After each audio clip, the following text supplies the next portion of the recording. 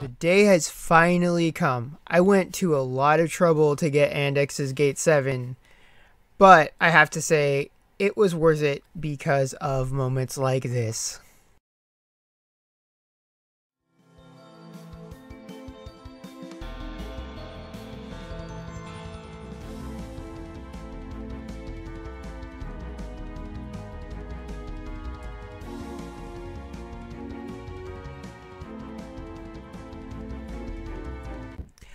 Hello and welcome. This is Alchemistexe, and this is the banner overview for the week of December 8th. So, Yishai Ignacio and Legacy Ouroboros have arrived as part of the final chapter of Genesis. I am sad to see Genesis go. I hope that they come back to early Babel via side stories. I'm especially curious to see what goes down in Northern Pride, but I don't want to spoil the story or anything. I'll leave it at that. So, I'll start with Yishai, then I'll move on to Legacy Ouroboros. In general, I think that if you have to ask, should I pull for Yishai, you probably shouldn't. Like, if you were going to go for him anyway, have fun. I think his kit is really cool. I just think that he's too expensive. You have to get him. You definitely want to get his Memento, ideally, just because of the range +1, the extra damage, and of course, the extra source of alchemic freeze on his kit. I do like his kit. Having alchemic freeze is always good. I use Neville and Celliers quite a bit just for that very reason by itself, let alone the rest of their kits. He's a water unit, so you give good synergy with Shahel if you like to use him. And then Voda, if Voda needs the HP, which he doesn't always. It depends on the context. So overall, I think that if he was the kind of unit where you could buy his shards in the shop and you didn't have to go like 65k to get him, I would recommend him more. But because you have to do 5-step unlimited to get him, that makes me think that it's not going to be worth it for the amount of power that he would bring to your account. Okay, on to Ouroboros. So yeah, right off the gate, I'm going to say that Legacy Ouroboros is the strongest dark magic unit in the game, or at least close to it. Her modifiers are pretty nuts. So if you are the kind of person that prioritizes like boss content, event boxes, port raids, etc., then you might want to consider going for her if you're willing and able to pay the enormous cost in gems to get her.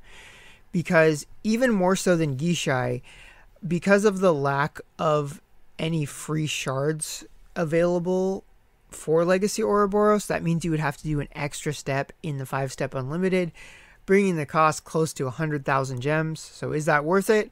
I can't tell you. If she's somebody you've been waiting for a long time and saving up, then yeah, probably worth it. If not, if you're unsure even a little bit, it's probably not going to be worthwhile, and you'd be better off spending your gems across a wider spectrum of units and mementos. So yeah, that's pretty much the TLDR for both of the units. Just good, but crazy expensive. So yeah, let's take a closer look at the banners. And here we are at the banners. So, as I mentioned earlier, 5-step unlimited for Legacy Ouroboros and Yishai Ignacio. So, super expensive, but that is the place to do it. And on the plus side, if you do have the worst possible luck, you'll at least get extra Genesis coins, which you can then use to recoup some of the soul shard losses from having to transmute them. Then we get to the Genesis coin banner. So, I always like these, just because I've always had some Genesis unit or another that I'm working on. I still haven't gotten Matia's shards to the full price yet, just because of how things went down last time when she came out. So I'm definitely going to do at least 2 steps of this, but I'm going to wait until probably Monday. I want to use my free ticket for Legacy Ouroboros in like the incredibly, absurdly unlikely chance that I got her from the free ticket pull. I would rather have, and then in the second, even more unlikely scenario that I got her on this, then I'd rather have it be 100 shards than a first copy.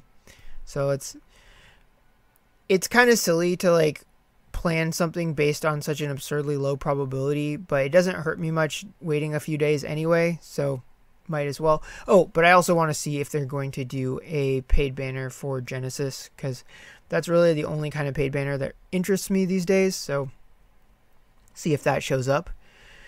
There are other pools, and which one is right for you really depends on the units that you're after, but they all have the same format, and it is a good format, even if nothing is guaranteed. The mementos are here. If you want to get them, hopefully you'll have good luck and not have to go to step 9, because they are already expensive enough as it is. But that one is pretty simple and straightforward, which I guess this week is pretty straightforward. Like, if you're interested in Genesis, they got the new units, they're mementos and coins. And if you're not interested in Genesis, just keep saving. There's Christmas stuff coming up, and maybe something else. Not really sure what else is going to show up as far as the December updates go. They might surprise us with something. So definitely nothing wrong with saving your gems, especially because the alternate units are just around the corner. So that is something to think about. But if you are summoning, I wish you good luck, and I will see you all next time.